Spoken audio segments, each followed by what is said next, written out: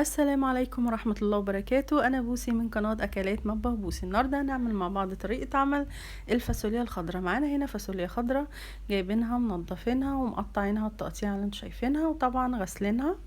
ومعايا معلقة صغيرة كزبرة ناشفة، و3 فصوص توم مفرومين، وبصلاية متقطعة صغير، ومعايا طماطم والملح.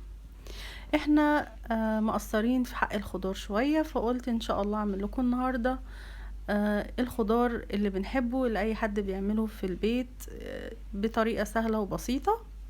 انا هعمل الفاصوليا الخضراء النهاردة باللحمة. اول حاجة جبت معلقة سمنة وحبة زيت صغيرين. فكرة معلقة السمنة دي صغيرة جدا مش كبيرة. انا بحب اعملها كده ني في ني. بعد ما حطيت البصل كده وهشوحه، انا مش هحمر بصل خالص. انا هحط كل المقادير ورا بعض زي ما انتوا هتشوفوا. هنا انا سلقه لحمه يعني سوا الا ربع كده، وحطيت 3 فصوص الثوم. البصل لسه مصفرش ولا عمل اي حاجه، والثوم برضو مش هصفره. وحطيت الكزبره على طول زي ما انتوا شايفين، كله ورا بعضه كده بتبقى احلى واخف. وبعد كده حطيت اللحمه مع الكزبره والثوم والبصل.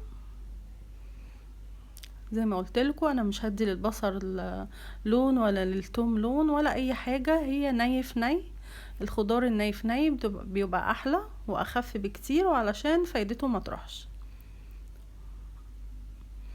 اكلات الشتويه الخضار بالذات بيبقى حلو فيها. وحطينا كده رشه فلفل اسود صغننه قوي. وبعد كده حطينا الفاصوليا الخضراء كله ورا بعضه كده زي ما انتم شايفين. وهنحط لها الملح بتاعها، هنملحها من اول كده. طبعا اللحمه مستويه سوا الا ربع زي ما قلت لكم.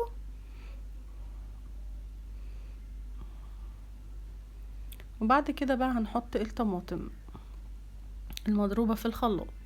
المقدار ده نص كيلو فاصوليا على يعني اقل من نص كيلو طماطم كده، بطماطميتين ولا حاجه، وبصلايه صغيره مش كبيره قوي، و3 فصوص توم صغيرين كمان او فص كبير. وهنغطيهم كده وهنسيبهم بقى مع نفسهم لغايه ما الفاصوليا تستوي معانا. كده احنا يعتبر عملناها ني في ني، ولا حمرنا بصلة ولا سبكنا طماطم. هنا كانت لسه اتغلت غلوتين. شايفين شكلها عامل ازاي؟ شكلها حلو قوي.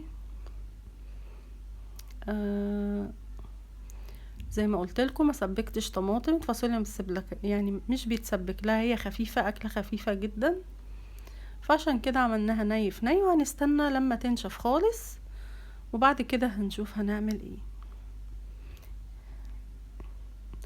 هنا بقى زي ما انتم شايفين كانت نشفت خالص، والفاصوليا استوت معايا، واللحمة طبعا مستوية سوا الا ربع.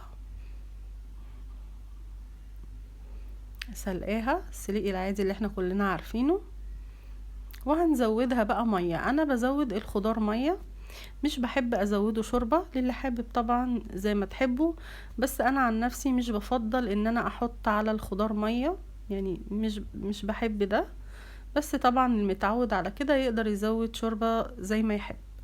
وجهة نظري في ان انا ما زودش شوربة. اما بنحط شوربة كده على الخضار، شايفين بصوا كده الخضار شكله فاتح كده وحلو. بحس ان الشوربة بيديله لون كده، يعني مش عارفة، بحس ان هو بيغمقه كده شوية. لكن المية بتخلي لون الخضار حلو، وبتخليه كده صابح كده. مش عارفة يعني انا كرأيي، بس طبعا اللي حابب يحط شوربة زي ما يحب. وطبعا ما نحطش فلفل اسود كتير برضه عشان بيغمق الخضار، هي حبة بسيطة قوي. وحطينا الملح بقى وكده يبقى خلاص. الفاصوليا هتاخد غلوة واحدة وهنطفي عليها. هتزودي المية او الشوربة زي السمك اللي انت عايزاه. انت حباها خفيفة حباها تقيلة زي ما تحبي. هنا كانت خلصت معانا، كانت استوت وقفلت عليها وخدت الغلوة بتاعتها. وانا السمك ده اللي انا عايزاه، ولا خفيفة قوي ولا تقيلة قوي. كده كانت خلصت معايا واللحمة كملت سواها وزي الفل. بعد كده قلنا بقى نعمل شوية رز طبعا مع الفاصوليا الخضر. انا ان شاء الله هعمل لكم بقى الاكله المتكامله اللي عملتها. فاصوليا والرز والملوخيه، احنا مقصرين في حق الخضار قوي، فقلت بقى نرجع للاكل القديم الحلو بتاعنا البسيط. حطيت معلقه سمنه صغننه كده وشويه زيت والشعريه، وطبعا هنحمر الشعريه ما تاخد لون حلو كده.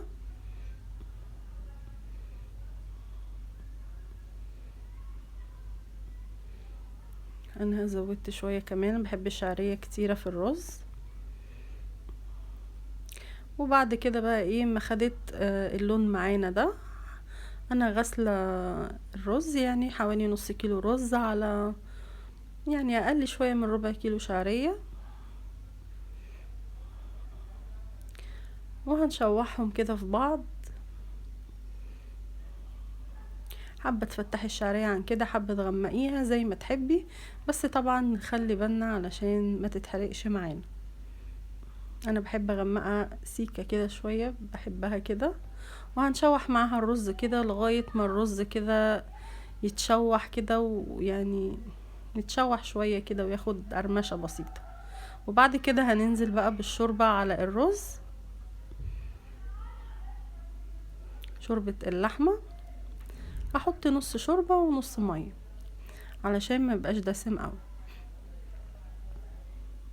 بس ما دام عندك شوربه يعني الاحسن ان انتي يعني تستفادي بيها في الرز، بتعمل طعم حلو.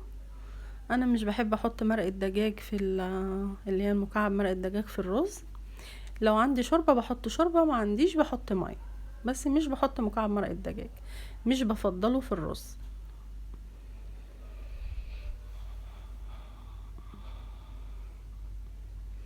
وهيغلي غلوه، وبعد كده احنا حطينا مقدار الميه ده، هيغلي غلوه.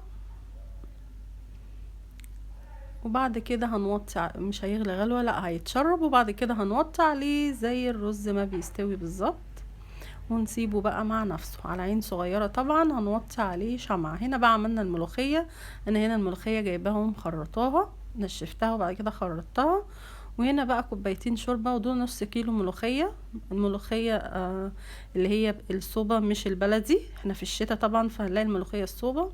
على كوبايتين شوربة كبار.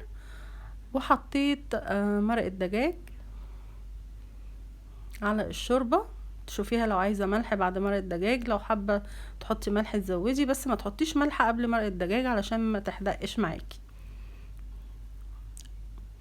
وبعد ما الشوربة تغلي هنحط الملوخية، مش هنحط الملوخية قبل ما الشوربة تغلي، لازم لما تغلي علشان ما تفصلش مننا.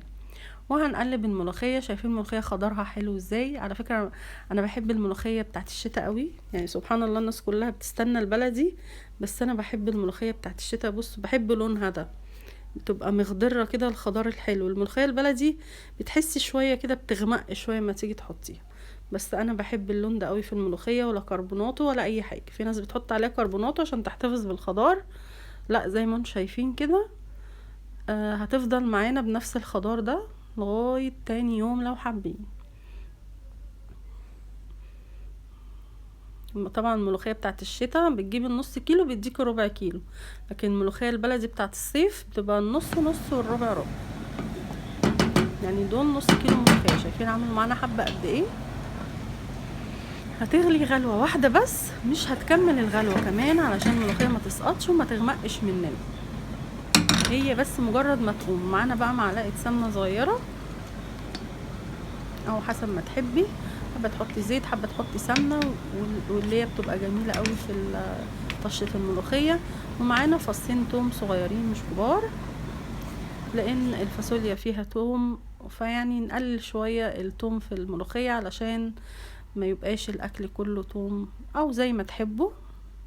وبعد ما نشوح كده التوم في السمنه، هنحط بقى ايه معلقه كزبره صغيره، هنشوحه بس مش هنستنى ما يغمق قوي علشان ما يبقاش لونها وحش، احنا عايزين اللون الذهبي الحلو. دي المعلقه بتاعت التوابل هنحط معلقتين منها، لكن لو معلقه الشاي هنحط معلقه واحده. كزبره خضراء، طبعا الملوخيه ما تنفعش من غير كزبره. وهنشوحها كده معاها نخلي بالنا علشان التوم لما بيغمق قوي بيمرر. وهنحطها بقى كده على الملوخية، وبكده تكون الملوخية معانا خلصت. هناخد حبة بقى، ناخد سخونية الطاسة كده مع بقية التوم. الحبة دول بقى عايزة اقول لكم لو حطيتهم في طبق انا بحبها قوي كده. شايفين بقى السمك بتاعها، ولا خفيفة ولا مليان يعني، ولا تخينة قوي ولا خفيفة قوي، تتاكل بالعيش حلوة قوي. وهنا بقى بعد ما الاكل خلص معانا حبيت اوريلكم الاكلة البسيطة دي. جربوا طريقتي في الفاصوليا او الملوخية او الرز، هتعجبكم ان شاء الله. الاكل كان حلو جدا، اتمنى ان هو يعجبكم. الرز مفلفل واللون الحلو بتاعه اللي بيلمع ده، والملوخية زي ما انتم شايفين شكلها عامل ازاي بعد ما اتغرفت. بجد شكلها كان حلو، طعمها كان احلى. زي ما انتم شايفين كده الرز مفلفل علشان المية بتاعته مظبوطة، والفاصوليا كانت مسكرة، بجد كانت مسكرة. شايفين عامله ازاي، ولا خفيفة قوي ولا تقيلة قوي مع اللحمة طبعا، واللحمة واخدة طعم الفاصوليا. والملوخية ما شاء الله كانت حلوة. اتمنى ان اكلي يعجبكم، الاكلة دي تعجبكم. شايفين الملوخية ولا خفيفة ولا تقيلة زي ما قلت لكم. طبعا لو عجبتكم وصفتي ما تنسوش اللايك والاشتراك وتفعلوا زر الجرس. والسلام عليكم ورحمة الله وبركاته.